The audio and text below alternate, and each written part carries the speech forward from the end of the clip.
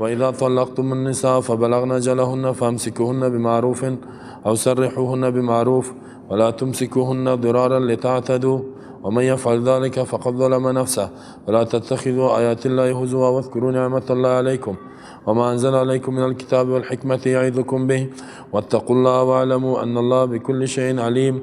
هر وقتی که طلاق کردین شما زنها را فبلغن اجلهن نزدیک شدن در وقت مقررش فامسکوهن نگاه کنین زنها را مطابق قانون اسلام او سرحوهن یا آزادشان کنین مطابق قانون اسلام ولا تمسکوهن ضرارا لتعتدوا نگاه نکنین زنها را به خاطر ضرر رساندن تا که تجاوز کنین و من یفعل ذلک هر کسی که کار کرد فقط ظلم نفسه بدون شک ظلم کرده به بالای نفس خود ولا تتخذوا آیات الله هزوا نگیرین آیات الله را مسخره و اذکروا نعمت الله علیکم یاد کنین نعمت الله را به بالایتان و ما انزل علیکم من الکتاب والحکمه آنچه که نازل کرده الله به بالای شما از کتاب و حکمت سنت یعظکم به منع میکند شما را از این کارا واتقوا الله بترسین از الله گناه نکنین در بخش طلاق و علمو یقین کنین ان الله بكل شيء علیم الله به هر چیز عالم است جزایتان میده اگه این کارا را کنین.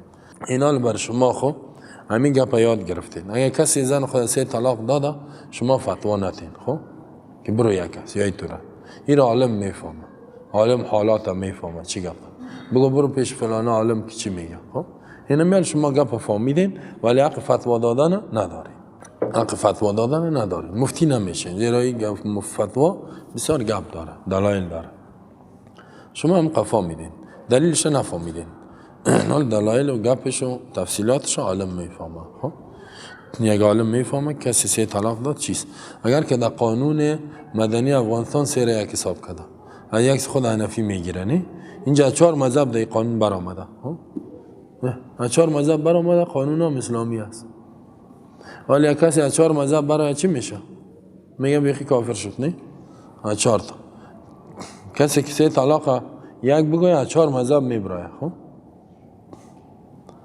قانون مدنی افغانستان 4 مذهب برآمده ولی مردم میگه که صحیح است ما که اینجا بعضی اینجا در مسجد میگه آمین میگه هیچ از مذهب هم نبرآمده اگر برآمده یک مذهب برآمده در 3 مذهب است او را میگن یهود شد نه وابی شد وقتا پیش میزن ولی با یک آمین گفتن مردم از اسلام میکشی یا دست اینجا گرفت از اسلام میکشی این را چی میگی قانون مدنی را نمیال در افغانستان نه تطبیق میشه هر 4 مذهب قبول نداره با چی میگه اگر در مذهب نیست خود در دین است خود خازی فهمیده میشه که بسیار گپات که در مذهب نیست ولی در دین است در دین که باشه صحیح است این تو مردم کارهایی میکنن در اینجا باز گپ نمیزنن حالا ملا را چلنج میتون برو قانون مدنی را مرد هستین تغییر بده 4 مذهب رد کردم میگه 3 طلاق یکی است مرد هستی برو اینجا که ما گپ میزنیم میگه یا یهود شدن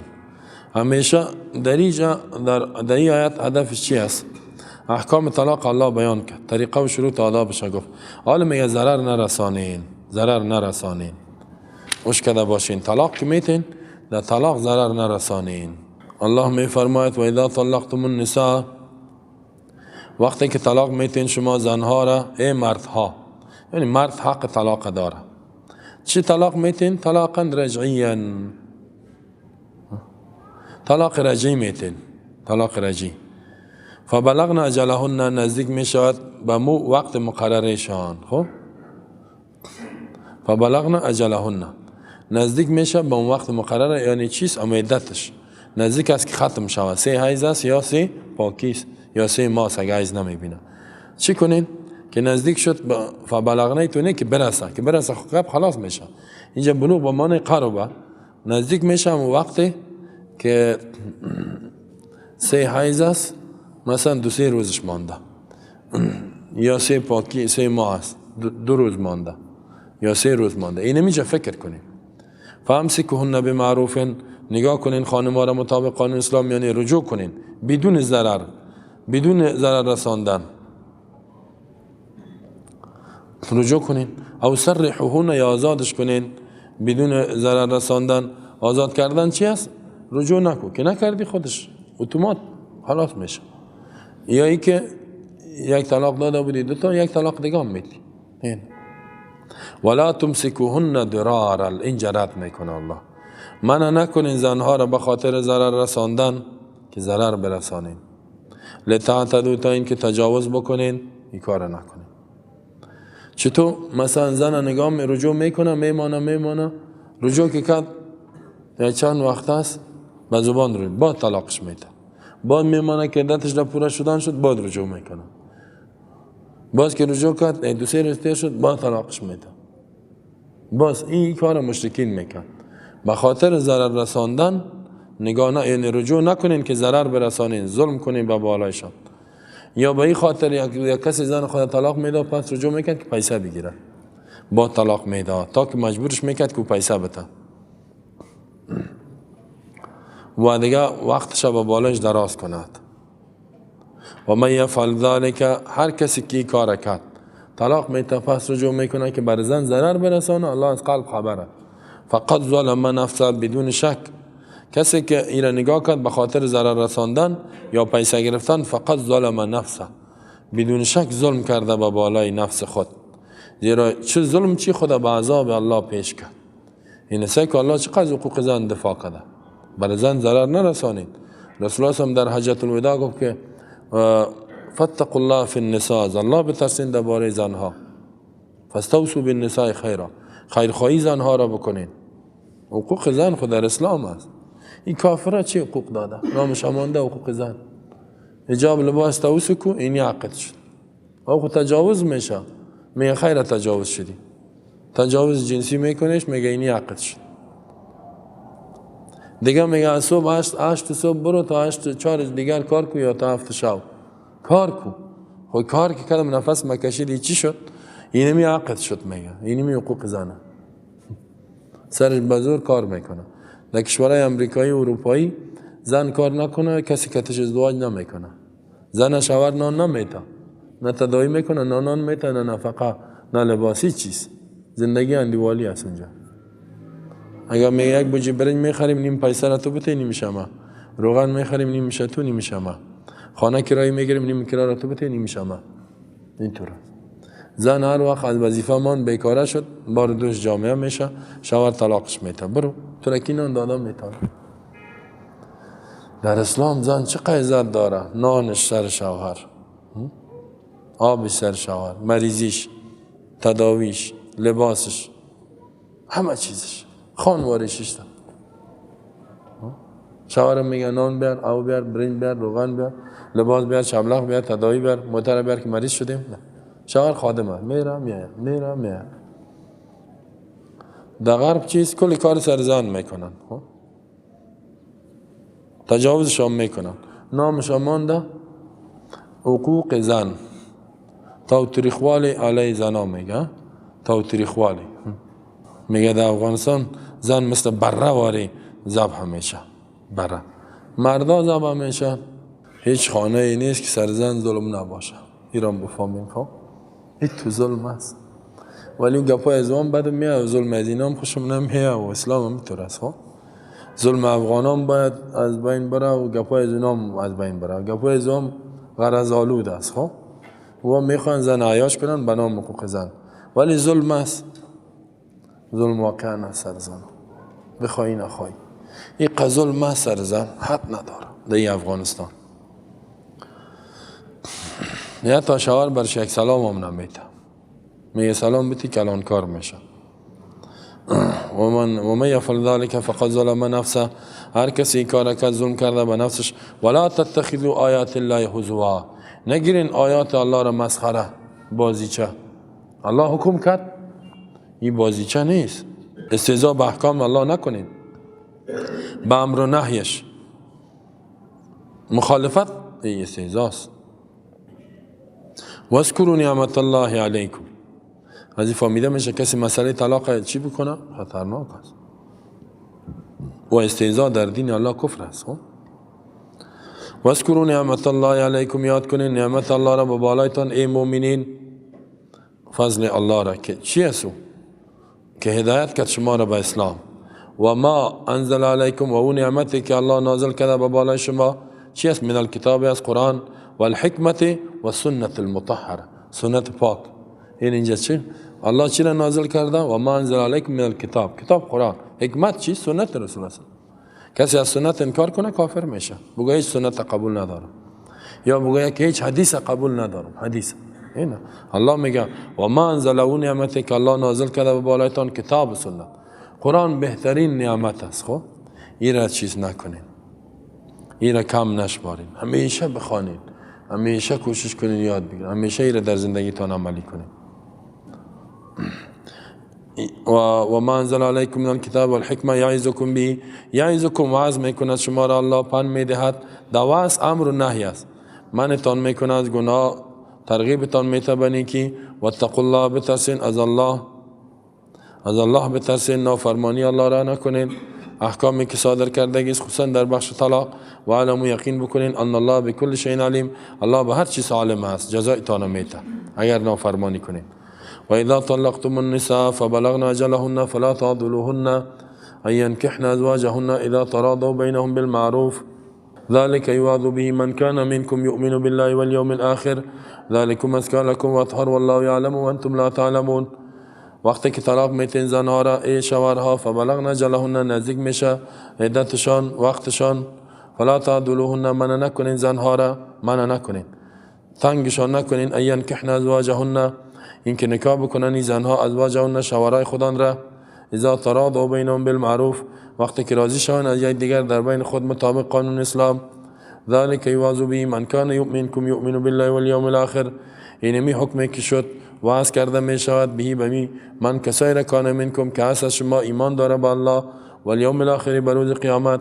ذلکم ازکی لکم و اطهر، اینمی حکم برای شما بسیار پاک کننده است، تزکیه میکنه قلبتان و اطهر، پاک میکنه جامعتان از فساد.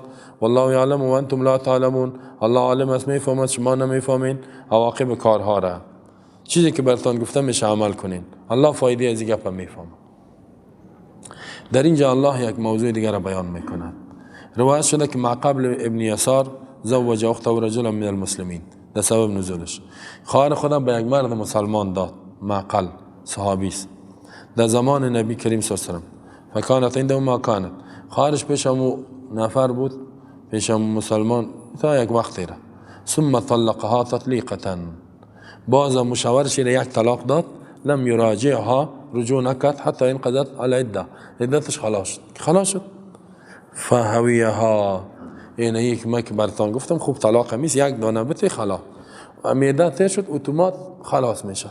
اینا فایده از این چیز که حاجت شوهر نو نیست، این را یک دانه داده یا دو دانه داده، میتونه اینمی آدم پشیمان شد، پس می خانم چی کنه؟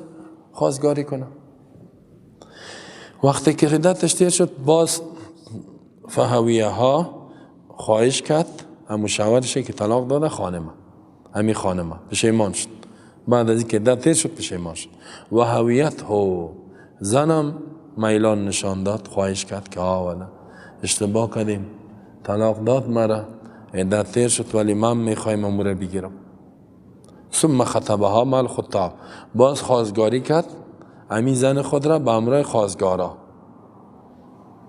که ما آمدیم بته میره. گفت چطور بتم؟ گفت خود طلاقش ندادی؟ گفت دادیم، حالا آمدیم پس پشیمان شدیم. فقال یسار، معقل ابن یسار برش گفت یا لکع یا لئیم، ای احمق، ای آدم خراب، ای لوده، نمی تو گپای بد ازش. اکرمتک بها، ما تو را عزت دادم، خواهر خدا برد دادم، و زوجتک، و این را برد نکاح کردم، فطلقتا، تو طلاقش کردی، ای بی سپاس، حال باز آمدی میخوای یک دفعه طلاق دادی. والله لا ترجو الیک ابدا، ای تو قسم با الله که زن دیگه به طرف تو همیشه نمیره، عزیزان خلاص شد.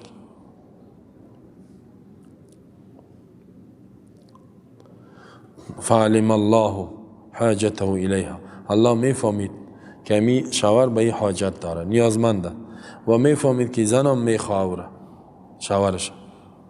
وقتی که زن و شوهر میخواهند راضیستند و تو نمیمانی، نه؟ فانزل الله یایت نازل کرد و اذا طلقتم النساء، این میره نازل کرد. وقتی که معقل ابن یساری را شنید چی گفت؟ سمعا لربی. این تو صحابه بود، قسم خورده بود که زن پس نمیره. امی آیت که نازل شد چی گفت؟ سمعا، قبول کردیم بله ربم، شنیدم گپ ربم و طاعتا، اطاعت میکنم. الله که آیت روان کرد این تو بود. حالا کسی را که بگه این تو آیت قرآن بخوان، نخوان آیت میگه تو. من جای رفتم گفتم ما را خیز زد من بین خانه، گفت که 4 لک خیز زد. گفتم پس بشار چرا در میدان خیز زدی؟ هموجه تکیه کده گم ده. گفتم خیز زدی در میدان 4 لک میگی تو یا نمیگرفت 4 لک والور. گفتم هموجه بیشی. اعوذ بالله من الشیطان الرجیم شروع کردم. ها نخوان میگه آیت. گفتم کافر میشی؟ جادم کردی یا نه؟ من 14 سال جاد کردم. گفتم آیت میگی نخوان کافر میشی؟ بان که آیت بخوانم. نه آیت نخوان. میفهمید که بزررم است. نه توبه. صحابه فرقش با ما همی بود. خب که حالا با این مسلمانای فعلی آیت میخوانی دان تا بسته میکنه، نخوان آیت. اینجا مردخانه نیست که آیت میخوانی میگه آروسیست. ولی دو وقت چی گفت بود که می آیت نازل میشد چی گفت؟ بسیار جایا میامی تو سمعا لربی، قبول کردیم به خاطر ربم، الله مرا حکم کرد. و طاعتا، اطاعت میکنم. ثم دعاه، باز مداماتی را که خواهر خدا داده بود خواستش. فقال، گفت ازوجک، باز دختر خواهر ما برات میتم و اکرمک و عزت میکنم تو را. باز خواهر خدا برش داد. اینطور بودن. خب حالی هم که خانم طلاق بتی باز بری بگوی پس امیره بته و گپ زدن چی که سوتا بارانت کنه دیگه. اگه دور خورده بودی تو میکنم چی گپ ها بگویم. این حکمش تا قیامت باقی سیاید. وقتی که زن شوهر طلاق میه پس خفه جور شد بانشان نکاح کنه، مانع نشو، از این باز فساد پیدا میشه. او را میخواه تو مانعش میشینی. آدم نیک دیندار است، اگر بیدین باشه میتونه انسان مداخله کنه. حالا الله چی میفرماید؟ و اذا طلقتم النساء، وقتی که شما طلاق میکنین زنها را. حالا این گپ در اینجا میفرماید. و چی شد وقتی که طلاق دادین زنها را؟ فبلغن اجلهن، عدتشان پوره شد. اینجا بلغنا به معنی نزدیک نیست، نهایی شد، پوره شد و جدا شد. فلا تعضلوهن، منع نکنین. ای اولیاء، اولیاء سرپرست دی، برادر است، پدر است، میاره می. ای پدرها، ای برادرها، ای مادرها. در این وقت پدر زور نداره، زنها زور دارن. نه پدر هیچ.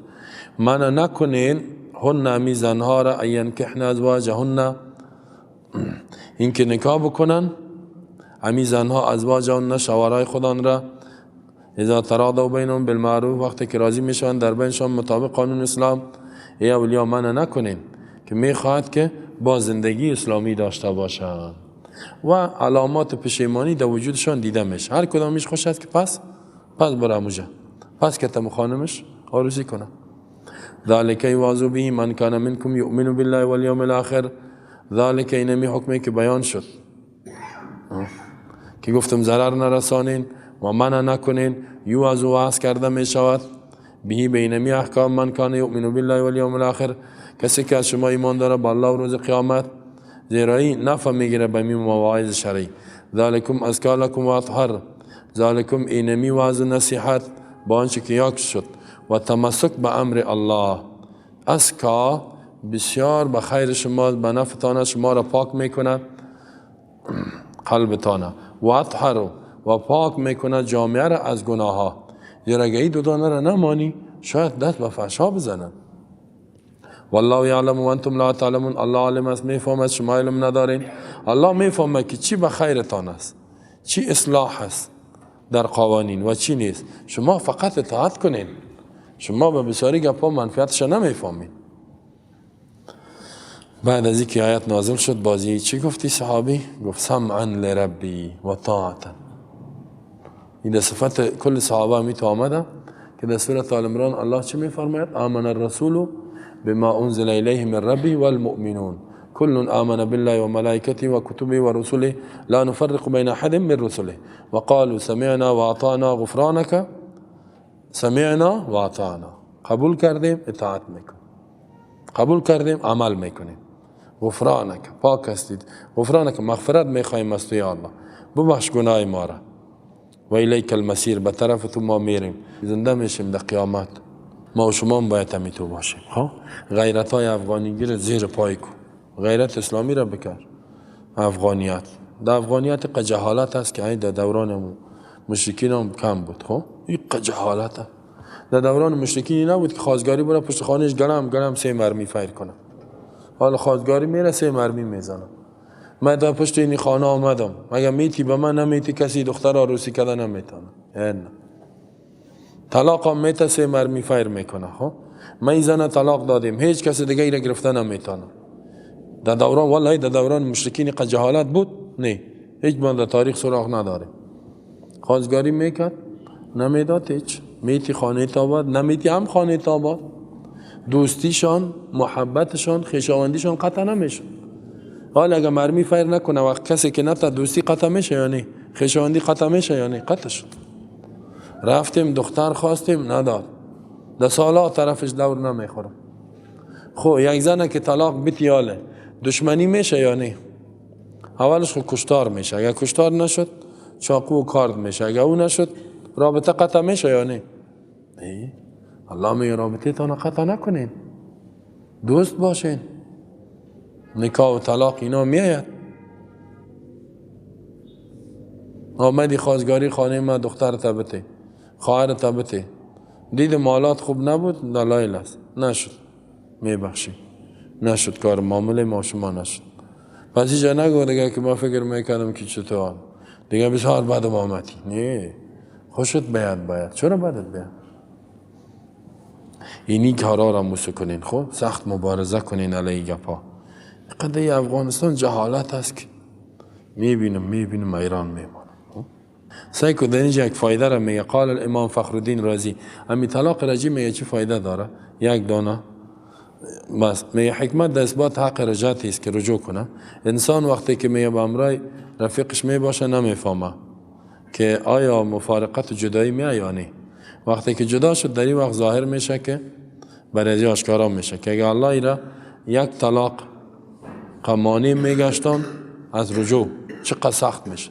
اگر الله با یک طلاق تو را میگفت که دیگه حق رجوع را نداری چقدر سخت بود. نه، انسان قار میشه. الله میگه قار میشه یک طلاق. با یک طلاق فایدهشی 3 ماه وقت داری. 3 ماه. در 3 ماه هر قسم آدم باشه مشوره خدا هم کار تصمیم خدا میگیره. در 3 ماه محبت هم پیدا میشه. محبت پیدا شد باز یک جای میشه. الله نمیخواد که زندگی خانوادگی برهم بخوره. باز میگه کمال تجربه حاصل نمیشه به یک مرتبه.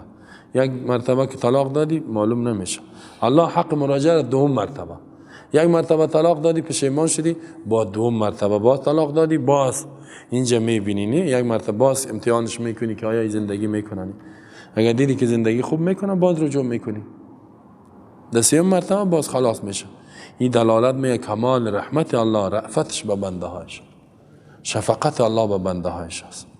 همیشه یک فایده بود امور را براتون بیان کنم. یک طلاق برو با ما و شما اگر قارم شویم ما و شما را عادت دادن در 3. خب یکی دادن ما نمیه. انشاءالله که ما الله نجات بده از طلاق. یا خوش نداریم طلاق، ولی اگر 3 هم شوه قار ما شوه 3 با 3 ما و شما یکی است. آسان است. برو ما و شما را الله نجات داده. 3 ما و شما یک است. خلاص وای با دیگه کسا که 3 داد گپش خلاص است. او دادانش غیر از 3 چیزی هم نمیه. ما و شما دادان ما یک میه 3 نمیه. اگر بالفرض کدام تا ما دیوانگی شد اما جهالت سابقه سر ما غلبه کرد با 3 هم یک حساب میشه. چقدر خوب. حال دیگه کسایی که بشنه قار نشن سر ما. قانون مدنی گفته ما میتو کرده برو قانون مدنی را تغییر بده. از 4 مذهب برآمده 3 را یک گفته. الله متعال می فرماید والوالدات یرضعن اولادهن حولین کاملین لمن اراد یتم الرضاعه وعلى المولود له رزقهن وكسوتهن بالمعروف لا تكلف نفس الا وسعها لا تضار والدة بولدها ولا مولود له بولده وعلى الوارث مثل ذلك فإن أرادا فصالا عن تراض منهما وتشاور فلا جناح عليهما وإن أردتم أن تسترضعوا أولادكم فلا جناح عليكم إذا سلمتم ما آتيتم بالمعروف واتقوا الله واعلموا ان الله بما تعملون بصیر. الله متعال در آیت می فرماید والوالدات، زنهایی که طلاق می شوند یا مادرها، یرضعن اولادهن، شیر بتن اولادای خودان را، حولین کاملین، 2 سال کامل، 2 سال پورا. لمن اراد یتم الرضاعه، برای کسایی که اراده میکنن کامل کنن مدت شیردهی را. رضاعت مدت شیردهی 2 سال است. و علی المولود له رزقهن و کسوتهن بالمعروف، با بالای مولود له که پدر است، رزقهن، رزق این خانم است، لباسایشان است مطابق قانون اسلام. لا تکلف نفس الا وسعها، مکلف کرده نمیشد یک انسان مگر به اندازه توانش. لا تضار والدة بولدها، ضرر رسانده نمیشود والدتون یک مادر به ولدها به سبب اولادش. ولا مولود له به ولدی، و نه پدر به سبب اولادش. ولا الوارث مثل ذلك، با بالای وارث هم اینمی است، همین قانون است. فین ارادا فصالا، اگر اراده کردن خانم شوهر فصالا جدا کردن طفل از شیر، عن تراض منهما، از رضامندی یک دیگرشان پیش از 2 سال، و تشاور مشوره، فلا جناح علیهما، نیز گناه به بالایشان که پیش از 2 سال جدایش کنند. و این اردتم ان تسترضعوا اولادکم، اگر اراده کردین که رضایی بگیرین، مادر رضایی شیرده بگیرین به اولادایتان، یا کس دیگر را بگیرین، فلا جناح علیکم، نیز گناه به بالای شما، اذا سلمتم ما آتیتم بالمعروف، وقتی که تسلیم بکنین آن چیزی را که دادین با مطابق قانون اسلام، پیسه بتین برش. واتقوا الله واعلموا ان الله بما تعملون بصیر، بترسین از الله، نافرمانی احکام نکنین، یقین کنین الله به اعمالی که انجام میتین میبینه، اگر نافرمانی کنین جزایتان میده. در اینجا مناسبتش با آیت قبلی است که الله در آیت قبلی احکامی که ارتباط داشت به نکاح، به طلاق، عدت، رجعت، کسایی که منع میکرد خواهر و دختر خدا بیان کرد. حال الله حکم رضاعت بیان میکنه، شیر دادن. یک مادر چه قسم شیر بده، چه قوق شیر بده. چرا؟ زیرا طلاق که است جدایی میه. یکم دفعه یک نفر خانم خدا طلاق میته و این طفل داره، طفلش 1 ماه است، طفلش 15 روز است، طفلش 2 ماه است، طلاق داد. ولی این طفل چطور شد؟ این طفل کی شیر بده؟ زن طلاق شد. طلاق هم بیخی 1 طلاق داد رفت باین شد، یا 3 طلاق داد. امی طفل چطور شد؟ بعضی وقت اگر طفل توجه نشه ضایع میشه، نه؟ طفل ضایع میشه. یکم دفعه که از خانم شوهر انتقام میگیره، به شوهر ضرر میرساند که تو مرا طلاق دادی اولادت ای تو میکنم یا شیر نمیتم. الله میگه خیر است اگر طلاق داد، ولی اولاد تو هم است، ازیم خود اگر که شوهر است امیر شیر بده. با شوهر چی کنه؟ لباس و مصرف تو را بده، تو شیر بده طفل. به می خاطر الله آیت نازل کرد که اطفال خراب نشد. خب اطفال اینجا حقوق اطفال است، هم حقوق طفل است هم حقوق مادر، هر دوش. حقوق طفل ضایع نشد. طلاق آمد میگه شما طفل فراموش نکنیم. اطفال باید رعایت شوند، شانشان دیده شوند با طرف از شیر قطع نشن، به شیر پودری نرن. در این وقت یک زن کسی طلاق داد، طفل خدا خانه بیاره، شوهر ظالمش چی میگه؟ شوهر نیم پدر و برادرش، وسکو اولادشه، وسکو خودت طلاق داد هنوز میره آوردی چی است؟ خیر است، علی خو از ما است، از ما فایده نه وسکو ببر بتش. طلاق داد حال طفل خدا آورده میگه شیر بده. اگر مادر بگه شیر میتم برادر نمیمانه، پدر ظالم نمیمانه. افسوس که حکومت نیست. حکومت باشه محکمه فقط شکایت کنه، پدر و برادر چپه میکنه. 10 تا دوره که زدش جور تیار میشه. 10 دوره کشش که داره، 10 تا زد تو را 10 تا اوره پرسان میکنیم. باز وقت ببینید چپ هست. این مردم ظالم بی تقوا که سوتا مسلمان است، خصوصا افغانستان سوتا مسلمان. ثم عقب ذلك ببیان حکم الفراق، الله حکم فراق در بین زوجین به موت بیان میکنه. اگر مرد چی گپ میشه؟ آنچه که عدت است، رعایت حق شوهر و خانم است، خطبه مهر را بیان میکنه، خواستگاری در حالت عدت، استحقاق زن نصف مهر یا کامل مهر بعد از طلاق. فصال از فصل به معنی جدایی را میگه. تشاور مشوره کردن خانم و شوهر، همه کارا باید با مشوره پیش بره. این می فرما والوالدات الواجب علی الامهات، واجب به بالای مادرها اگر که طلاق شوند. والدات زنهایی که طلاق شده، والدات مادرهایی که طلاق شد. مادر یک طفل طلاق شد، کی طلاقش داد؟ شوهرش. چی کنه؟ یرضعن، این خبر به معنی امر است، شیر بدهند اولادهن، اولادای خدا، حولین کاملین. حولین کاملین، حولین کاملین یعنی 2 سال پوره. 2 سال که شیر بخوره طفل بسیار خوب میشه. در این وقت 6 ماه و 7 ماه همی وظیفه داره. خوب 1 ماه شیر نمیته، وظیفه دار 1 ماه شیر میته، با صبح تا بیگاه گم است. خلاص دیگه طفل پودری میسازه. خب یعنی شیر پودری میته برش. خب و طفل مردگی 1 میده جانش، قدش هم میسوزه. همین شیر مادر که شیر مادر که چیز قوی نیست. در دفتر خیره بردن هم میتونه. نه این دفتر اینی ضرر داره که طفلتون جمع مانه. حولین کاملین، 2 سال کامل. واقعا میزانای رسمیات که بگیری طفلت هم خراب است. دستی زد ها. حتی برش بگویی که خیلی 1 سال رخصت بگی، معلم هستم میگه در مکتب 1 سال 2 سال رخصت بگی، اینجا شیر بتی نمیتونی. نه میگه چی میگی؟ لمن اراد یتم رضاع، از برای کسی که اراده میکند پدر و مادر ایتم کامل بکنه رضاعت شیر دادن را، زیادت نیست، همین 2 سال پور است. کسی که میخواد مدت شیردهی کامل شه همین 2 سال. کم 1.5 سال هم گناه نداره. 1 سال شیر میته جدا میکنه گناه نداره، ولی زیادش از این چی فهمیده میشه؟ مدت رضاعت 2 سال است. اگر کسی یک طفل تا 2 سالگی را در 1 سالگی شد داد، 1.5 سالگی یا تا 2 سالگی، این حرمت لازم میشه. حرمت یک مادر دیگه آمد 1 طفل شیر داد که 2 ساله نشده، 23 ماه هست، 23 ماه 1 ماهش ماند، شیر داد، اینمی مادر از اون میشه و طفل اولاد از این میشه. نکاح از این طفل با دختره از این چی میشه؟ حرام میشه. رضاعت ثابت میشه. توجه شده؟ 2 سال. اگر 3 ساله شد باز نه دیگه. 1 3 ساله را طفل داد، یکم دو تا 2.5 ساله را، 3 ساله را باز حرام نمیشه. مثل یکم تا مردا که هست نه، یکم خانمش هم شیرش دادانش میره نه، خب باز نمیشه که شیر خانم دادان شوهر رفت و حرام شوه، این مادرش این چی شوه، این بچه شوه و مادرش شوه، نمیشه. تو یک تا مرا سوال کرد که ولی این تو شده، خیر است تو کلان آدم هستی. گفت این مادرم نشد، گفتم نه. فقط مادرم شده باشه نکاح حرام بشه، گفتم ما حرام میشه نشده.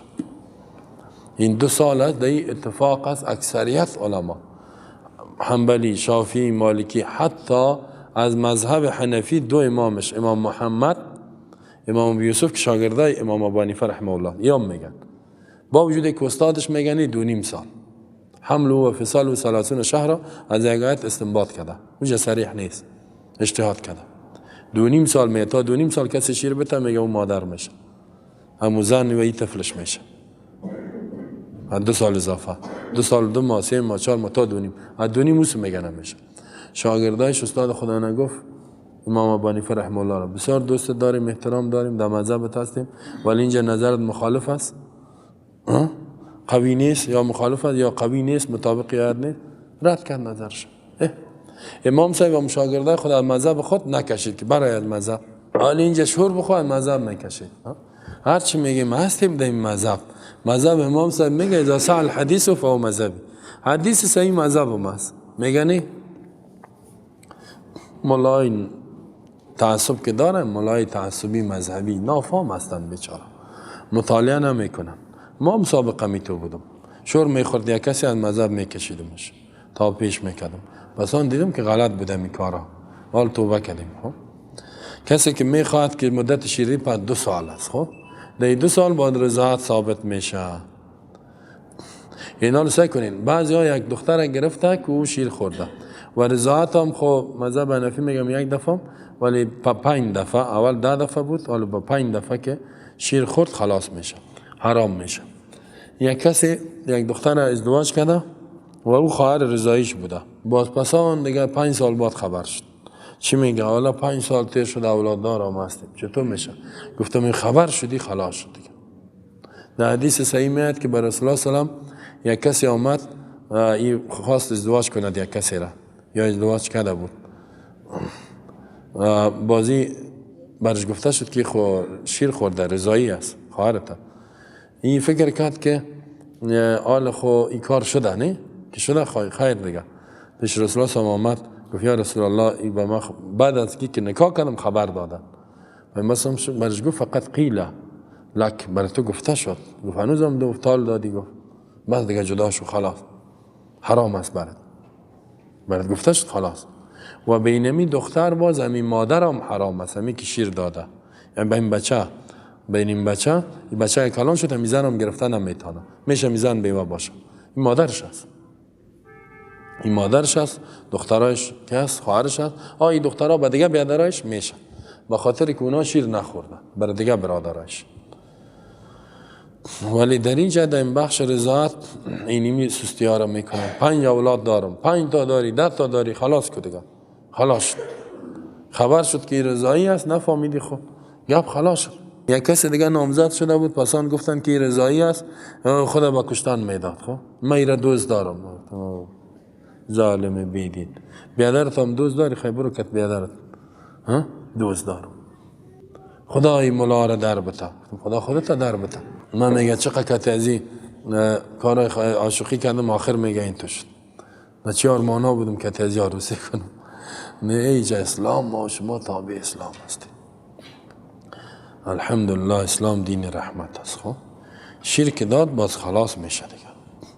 اینا رو سعی کنین. یکم تا دیگه چی میکنه؟ فرزندی میگیره. این فرزندی چیست؟ بچه را میگیره، اگه شیر دادش خوب 2 ساله بود، و این 4 ساله را میگیره ازر شیر میته، میگه این بچه میشه، نمیشه. 3 ساله را شیر میته که فرزندی میشه. فرزندی اگه خورد بود برای شیر دادی، شیر داشت، خوب ندادی، کلان که شد نامحرم میشه. این میال او جوان شده که مادرش اشته، این مادر چی میکنه؟ که دخترش میگرده این خواهرم هست. توبه. اینی فساد هم در افغانستان هست، نه؟ در میقاریه ها میگه پاس این ملا مردگی استن، هیچ گپ نمیزنه. 2 فکرشان در اسقاط است. در کجا است اسقاط؟ مرده، 4 ساعت در می فکر میکنه کی مرد کی ماند. حالا همی گپ ها مرض در جامعه ببین چی گپ است. این ملای بد میگم، ولی علمای خوب ما داریم الحمدلله، کل ما احترامش داریم که حق بیان میکنن. حق پرست علما بیش الله عزت داره. عالمی که به علم خود عمل نکرد، الله اونا را بسیار خطرناک وعید داده. مثل الذين حملوا التوراة ثم لم يحملوها كمثل الحمار. الله را میگه مثل خر وارد کتابا را بار کرده، عالم بی عمل. یکم تو میگه مولوی ها را ایراد میکنه، مولوی های ظالم هم میگه، مولوی نیست. عالم که به علم خود عمل نکرد، نه عالم چی میکنه؟ جاهل است. و علی المولود له، علی المولود، مولود تولد شده از برایزو، تولد شده از برایزو کیست؟ پدر. و علی المولود ما گفتم با بالای پدر. اینال وقتی که خانم یک کسی طلاق داد، مشکلات پیدا شد، جدا شد، طفل 2 ماه 3 ماه 4 ماه 5 ماه داره، چی بکنه؟ بگویه که می طفل بگی شیر بتی، ما تو را مصرف تمید. او هم بگویه بچه چقدر خوب. این تو نکنه دیگه که پدر بگویه که از خودت بته، پدرت مصرف شد بته، نه، خود میشوار مصرف بته. علی المولود با بالای پدر، رزقهن، رزق و نفقه اینمی مادر است. رزقش چی است؟ برنج روغن هر چی که است. امی زن مادرایی که طلاق شده. و کسوتهن، لباس بر از مادرای بته که طلاق شده و طفل تو را شیر میته. چقدر لباس، چقدر غذا، نه که پلاو بگویا من اینجا دیگه تو، نه، هم متوسطش، هم متوسط غذا را برش بته، بدون اسراف، بدون ازی که بسیار کم بته، حالت توسط. لباس هم میتو تا که خانم بر خدمت ازی باشه، ایره شیر بته. لا تکلف نفس الا وسعها، مکلف کرده نمیشد یک نفس مگر به اندازه توانش. چی معنی؟ نفقه به اندازه توان است، زیرا الله تعالی مکلف نمیکنه هیچ کسی مگر به اندازه توان. محکمه باشه می تو حکم میکنه. ماهانه این قدر پیسه برش بده، لباس هم میگیره دیگه، این چیر میته طفلته، خلاص. لا تضار والدتون بولدها، ضرر رسانده نمیشد مادر به سبب اولادش یعنی چی معنا؟ پدر و مادر به سبب ولد یکدیگر را ضرر نرسانند که دمی تعهداتی که کردن کوتاهی بکنن، یا یکیش دیگه خود ضرر برساند. مثلا شیر، مادر شیر قطع کند، ایتو نکند. لا تضار مجهول هم است، معلوم. اگه معلوم باشد ضرر نرسانه مادر اولاد به سبب اولادش، کی را ضرر نرسان؟ شوهر خدا، اولاد خود را. اولادی که شیر نمیته، شوهر میگه زیاد پیسه بیار، ایتو نکنه. و مادر ضرر رسانده نشود به سبب اولادش، که اون شیر میته تو بگوی من مصرفت نمیتم، دلت میتی دلت نمیتی، نه دلت شیر میتی دلت نمیتی. و علی الوارث مثل ذلک، به بالای وارث مثل آن چیزی است که به بالای پدر طفل است. اگر پدر طفل مرد، وارثش از این مصرف این طفل مال زندگی پدرش داره، انفاقش بکنه. با مادر از این حق بته، وارث می شوهر، و ضرر نرساند. فإن أرادا فصالا عن تراض منهما وتشاور فلا جناح عليهما. فإن أرادا، اگر اراده کردن، کی ارادا تثنیه است، شوهر و خانم، به چی؟ فصالا، به جدا کردن همی طفل اشیر، قبل الحولین، پیش از 2 سال، عن تراض، به رضامندی از اینا، و تشاور، مشوره یک دیگر، و دیدن که مصلحتی است که در 15 ماه مثلا، در 1.5 سال، 18 ماه، در 1.5 سال جداش میکنیم، در این مصلحت است، امو تو کنن اشیر جدا کنن.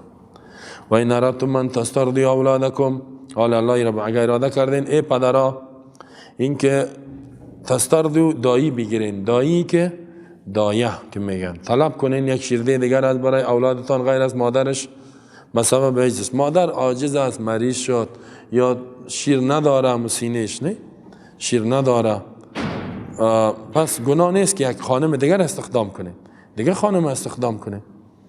فلا جناح علیکم، نیز گناه به بالای شما، اذا سلمتم، به شرطی که شما تسلیم بکنین از برای میزان ما اتیتم، آنچه که شما داده بودین، کدام مزدوری، پیسه را که به او زن دادی از او بگی پس به ای بته، خلاصی شیر بته، یا دهی مستقل بته. چرا؟ فإن المرضع اذا لم تکرم، زیرا شیرده که عزتش نشه باز اهتمام به طفل نمیکنه و توجه نمیکنه.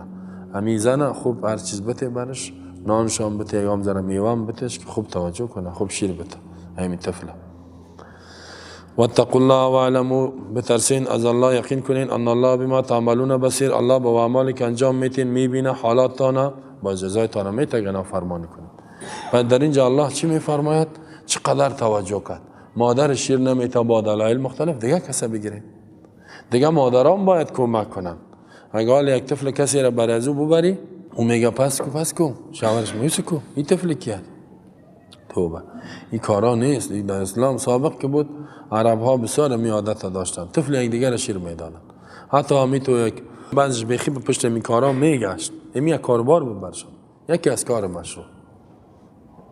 حتی بعض زنها بسیار شیرش زیاد است، میتونه که هم طفل خود شیر بده میره، نه میره موره 2 تا شیر بده و در تربیش توجه کنه. مثلا میشه یه ذره شیر دیگه هم بتش، ولی از شیر خود به 2 طفل بده، این بسیار ثواب داره. ولی فعلا در این منطقه ما شما این گپا نیست هست. حالا که کسی طفل کسی را بیاره شوهر نمیمونه، این چیز آوردی، این چیز خواهد یک مسلمان هست آوردیم شیر میتم، اون چند پا ماهی 5000 با من میتن، وسکو میگه نه. توبه. رسول الله سلام که به دنیا آمد 6 روز تیر شده بود، یا 7 روز یا 1 ماه یا 2 ماه، مادرش را چی کرد؟ تسلیم کرد. حلیمه سعدیه که هست، نه رضای مادر رضایش، در قریه آزاد مجرف شیر میخورد و اونجا که سرسبزی و یا بود و اون منطقه خوب در عربی فصاحت داشت و میخاطر رسول الله هم بسیار فصیح بود. باید میگفتن که فصاحت عربی را از کجا کردی؟ میگفت من در قبیله سعد بودم، میگفت قبیله سعد، حلیمه سعدیه اونجا آزاد کلام شدم و بسیار زیبا هم بود رسول الله. در اون وقت شیر پودری نبود، حالا مادر شیر نداره خلاص در پودری میره، شیر پودر مادرها بود دیگه، اینی فرهنگ بود.